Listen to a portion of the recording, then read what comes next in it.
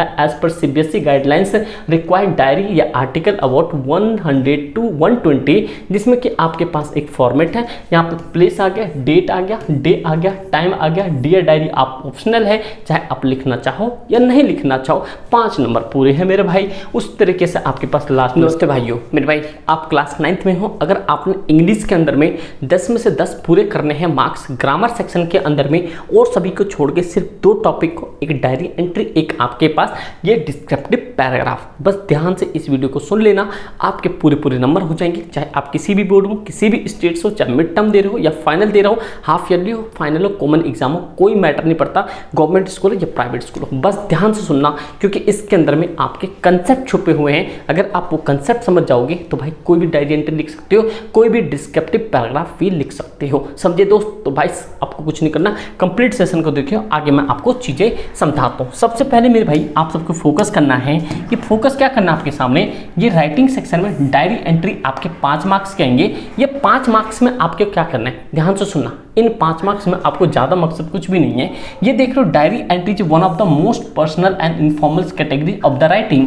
Diary entry can be the based on the experience and the scene and the descriptions and other narration of the certain event of any other things of activity that in right. मेरे भाई कुछ भी होता है, diary entry बहुत सारी चीज़ें होती है, चाहे तो आप बात करो यहाँ पे डिस्क्रिप्टिव पैराग्राफ की या उस तरीके की ही सारी चीज़ें होती है। तो डायरी एंट्री में ज़्यादा कुछ नहीं करना होता है, सीधा सीधा आपके सामने एक फॉर्मेट है। गाइडलाइंस क्या है, देखो गाइडलाइंस ये जरूरी है क्योंकि 5 नंबर पूरे आपको चाहिए। तो देखो diary entry has no fix format और स्टाइल। सबसे बड़ी बात क्या है, यहाँ पे कोई भी इनकी फॉर्मेट नहीं होती, ना ही कोई स्टाइल ऑफ राइटिंग होती है। बस आपको एक good diary entry does contain the follow of features, ये लिखना। A good diary writing contain the place, date and day, ये मस्ट है, क्योंकि अगर किसी तरीके का अगर आप डायरी लिख रहे हो तो वहाँ पे प्लेस होना चाहिए, डे होना चाहिए, डेट होना चाहिए और डे होना चाहिए, ये आपको पता चलेगा। जैसे आपके सामने है कि अगर मान लो मैं एक डायरी लिख रहा हूँ, आगरा 20 जुलाई 2000, मान लो यहाँ पे 24 की लिख रहा हूँ, फ्राइडे को और कितने बजे की समय है,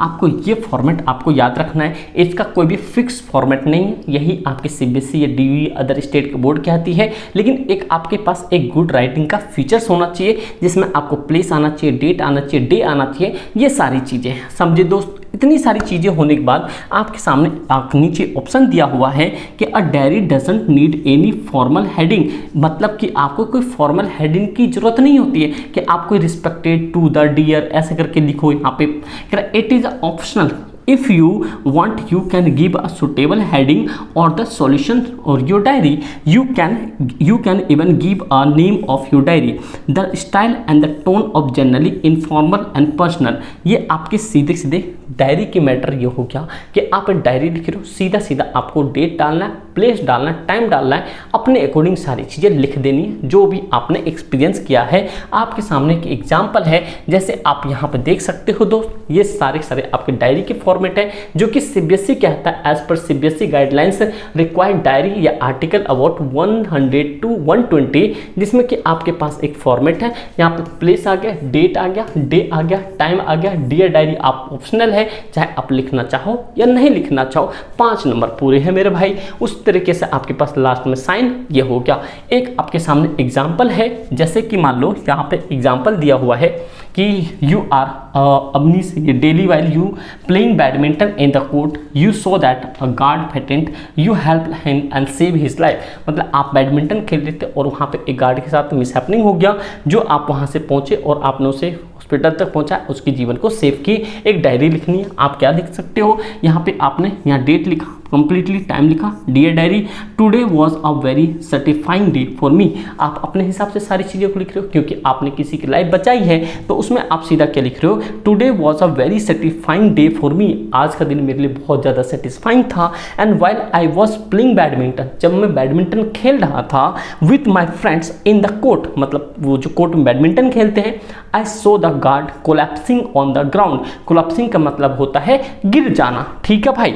we all run towards him, towards मतलब होता है के तरफ, हम उसके तरफ दौड़े, बट ही हैड अ फेटेंट, वो बहुत ज़्यादा मतलब फेटेंट मतलब सांसों से तेज चलना, गिर जाना नीचे। We all knew about the first aid to be given under the this circumstances. आपने देखा सुना होगा कि जब भी कभी ऐसा कंडीशन होता है स्कूल्स में दिए जाते हैं, जब भी ऐसा सर्कमस्टांसेस का मतलब होता है इस बिटवीन में। First of all we told everyone to move away and कह रहा loosened he is the cloth, मतलब इसे लेटाओ और इसके कपड़े उतार दो। I thumped his the chest and several times, उसके चेस्ट को पुश किया यहाँ पे। I knew that in such case the person, कह रहा person can have a heart attack, ऐसे में क्या आ सकता है, पर्सन को हार्ट अटैक आ सकता है।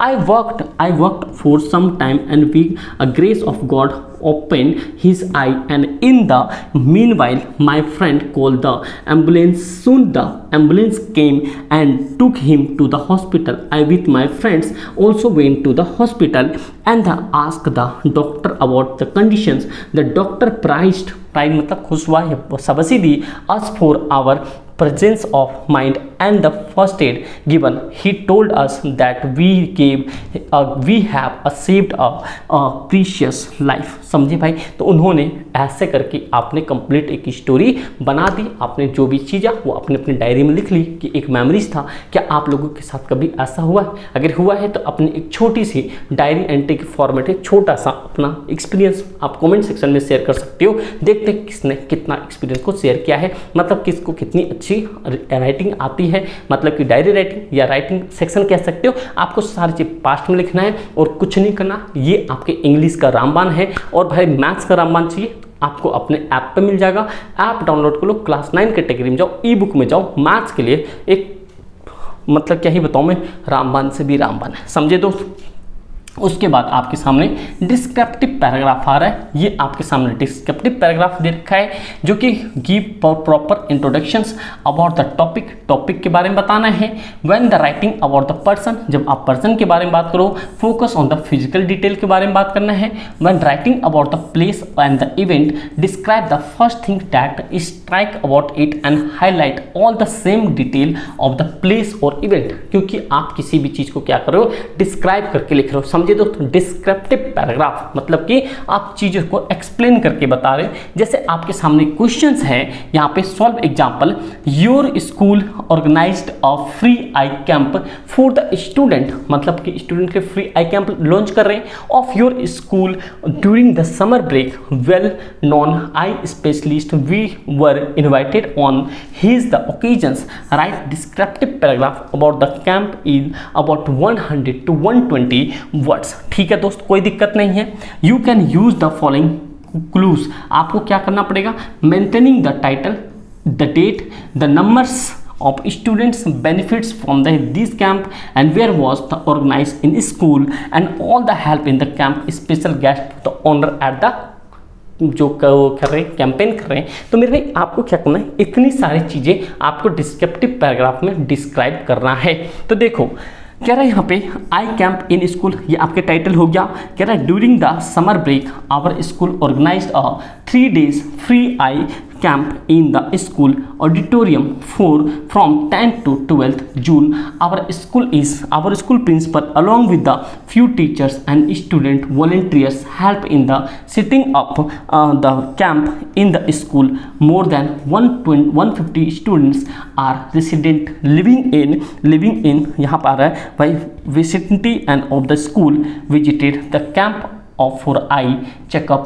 Dr. Abhimanyu head of the eye department civil hospital Delhi and other prominent eye specialist checked the eye and treated the patient. The patient were provided with the spectacles and the medicines on the spot. The assistant commissioner of Delhi region graced to the occasions with the क्या रखा है भाई यहाँ पे हर अगस्त presents. The campaign benefits the student and visitor. The services were rented free of cost. A campaign was great success. मेरे भाई आपने देखा एक आई चेकअप की बात कर रहा है। आई चेकअप में क्या था, आपके सामने एक कैंप लगाना था स्कूल में, आपको डिस्क्रिप्टिव पैराग्राफ डिस्क्राइब करना था, भाई कब लग रहा है, कहाँ लग रहा है, क्या आ रहा है, क्या स्ट्रेंथ है, क्या टाइमिंग, आप सारी चीज़ इवेंट में बता सकते हो डिस्क्राइब करके। नहीं तो आप इस तरीके की भी डिस्क्राइब कर सकते हो, ये इवेंट जैसे मान लो कि डेट मान लो 12 से लेके 20 तक होगा, यहाँ पे आपके जैसे प्रेमचंद सर्वोदय विद्यालय में होगा, ये दिल्ली में होगा। इस तरीके से भी आप इवेंट बीच में ऐड कर सकते हो अगर आप डिस्क्रिप्टिव पैराग्राफ लिखते हो तो। समझ आ गया मेरे भाई? तो यही एक पॉइंट है जहाँ पे आप सारी चीज़ें लिख सकते हो। ये आपके पास एक डिस्क्रिप्टिव पैराग्राफ आप इनमें लिख के देखो, अगर आप घर पे समय दे पाते हो। ये आपके पास क्लू दिया हुआ है, हर सभी में आपके पास क्या है, कुछ न कुछ आपको क्लू दिया है।